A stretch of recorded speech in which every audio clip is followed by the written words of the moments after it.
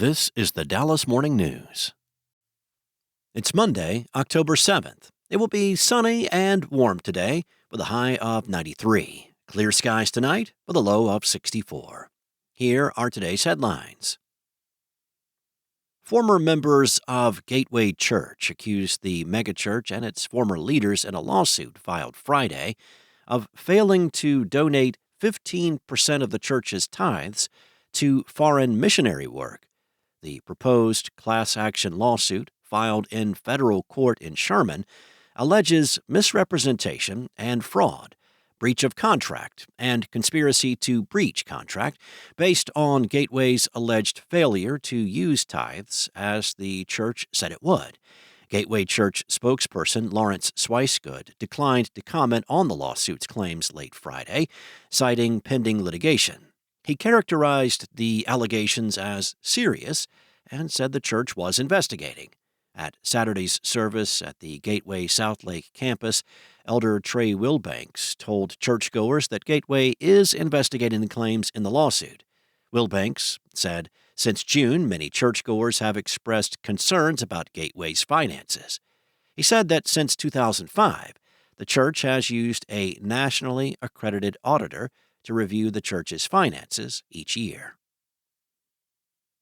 In other news, 4 men forced a woman into her home at gunpoint, beat her with a pistol, tied her up, and robbed her last month. That's according to a Dallas police arrest warrant affidavit.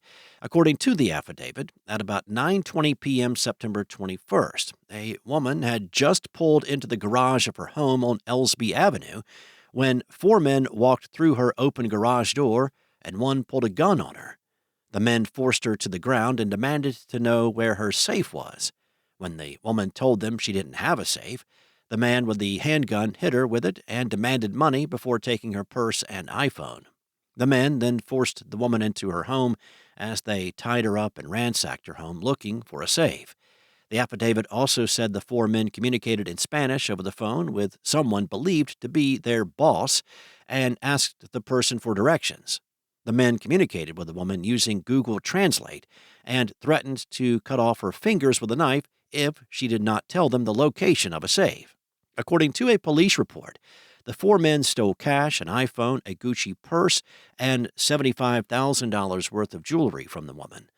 The men then left the home, and after about 10 minutes, the woman was able to free herself and run to her neighbors, who then called 911.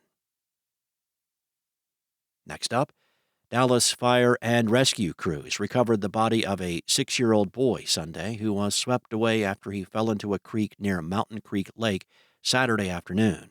The child's body was found around 2 p.m. near Mi Familia Park.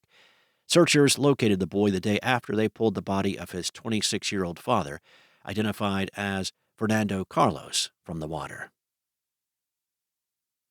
And did you make it to the end of the Dallas-Pittsburgh game last night?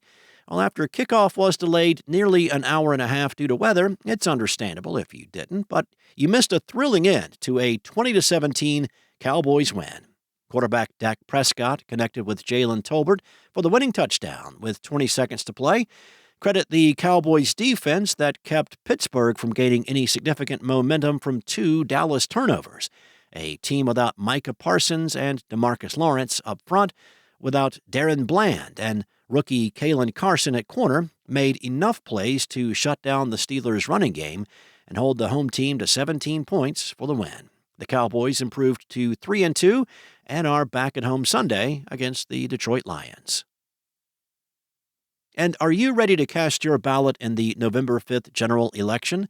The Dallas Morning News is introducing a new tool to help you vote with confidence. Back to the Ballot. Back to the Ballot is a personalized voter education course. Simply take a 3-question quiz, tell us about your interests, and we'll send you stories directly to your inbox.